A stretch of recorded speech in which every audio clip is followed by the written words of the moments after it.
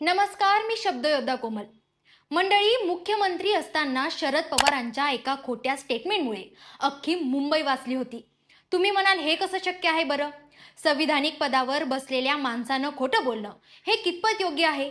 पण पवारांनी खोटं बोलण्यामागे जे कारण दिलं होतं ते कारण ऐकून त्यांची चौकशी करणाऱ्या आयोगानेही त्यांचं भरभरून कौतुक केलं होतं. 2006 साली झालेल्या बॉम्बस्फोट प्रकरणात उच्च न्यायालयाने निकाल दिला. आरोपींची निर्दोष सुटका करण्यात आली. याच प्रकरणावरून 1993 सालच्या मुंबई बॉम्बस्फोटातला पवारांचा हा किस्सा चर्चेत आलाय. आता तो किस्सा नेमका काय? शरद पवार त्या किस्स्याबद्दल खोटं का बोलले होते? याचा सविस्तर आढावा या व्हिडिओतून घेणार आहोत. मुंबई मुंबई म्हणजे अख्ख्या देशाचं हळवं काळीज. देशाच्या आणि राज्याच्या अनेक आर्थिक उलाढाली या शहरातून होतात. हीच मुंबई आतापर्यंत कित्येकदा दहशतवाद्यांच्या निशाण्यावर राहिली आहे. मग ते 1993 सालचे बॉम्बस्फोट असो, 2006चा साखळी बॉम्बस्फोट असो अथवा 2008 सालचा ताज हल्ला असो, असे कित्येक हल्ले मुंबईने झेललेत, तरीही मुंबई कधीच डगमगली नाही. हेच मुंबईचं वैशिष्ट्य म्हणता येईल.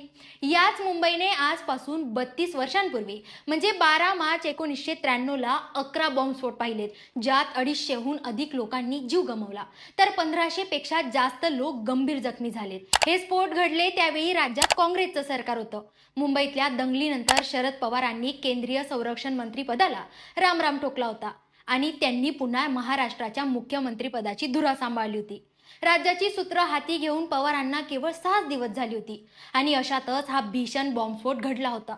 मुंबईचं Bombay stock exchange, Shiv Sena Bhavan, Century Bazaar, Air India building, hotel Juhu Centaur, Zaveri Bazaar, Plaza cinema, passport office Worli, Katha Bazaar Worli, hotel सिरॉक, सहारा विमानतळ म्हणजे आत्ताचं छत्रपती शिवाजी महाराज विमानतळ, अशा 11 ठिकाणी हा भीषण स्फोट घडला होता.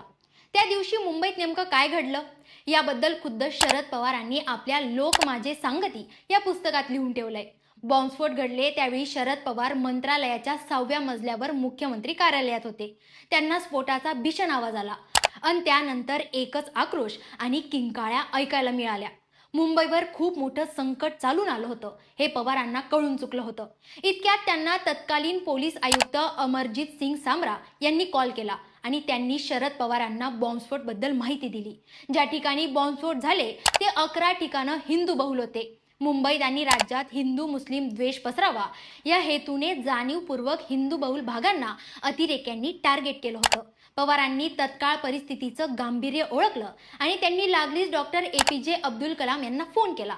त्यांनी त्यांना स्फोटाबद्दल माहिती दिली.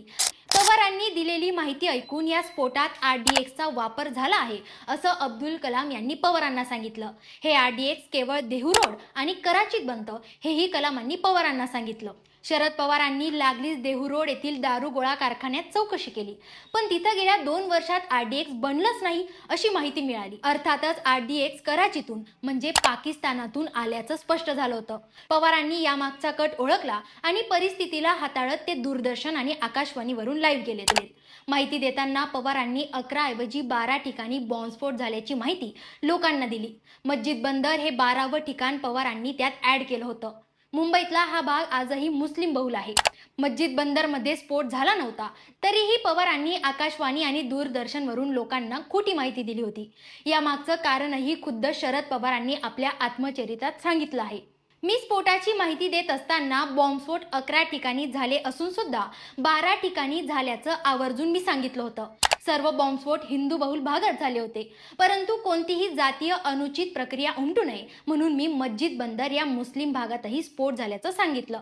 बॉम्बस्फोटाची घटना एका धर्मानं दुसऱ्या धर्माविरुद्ध केलेलं कारस्थान नसून भारताच्या विरोधात घडवून आणलेला कट आहे असं सांगत परिस्थिती चिघळणार नाही आणि नियंत्रणात राहील याची काळजी त्यांनी घेतली.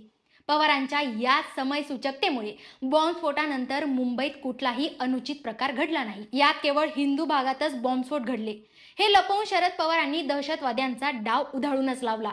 इतकंच काय तर LTTE सारख्या संघटना RDX वापरतात अशी ही चुकीची माहिती त्यावेळी शरद पवारांनी दिलेली होती. पुढे मुंबईत दंगलीच्या चौकशीसाठी नेमलेल्या श्रीकृष्ण आयोगाने शरद पवारांना चौकशीसाठी बोलावलं. त्यावेळी आयोगाने शरद पवारांनी केलेल्या वक्तव्याचं स्पष्टीकरण मागितलं होतं. त्यावेळी पवार बोलले की माझं विधान असत्य होतं हे मान्यच आहे, पण संभाव्य हिंसा रोखण्यासाठी जाणीवपूर्वक घेतलेला तो निर्णय होता. शरद पवारांच्या याच समय सूचकतेमुळे श्रीकृष्ण आयोगाने सुद्धा त्यांचं भरभरून कौतुक केलं होतं. शरद पवारांना कायम चतुर आणि चाणाक्ष राजकारणी म्हटलं जातं, पण त्यांनी याच कौशल्याच्या बळावर कायदा सुव्यवस्थाही हाताळली होती. हे या प्रसंगातून अधोरेखित होतं. तुम्हाला याबाबत काय वाटतं? कमेंट करून नक्की सांगा. धन्यवाद.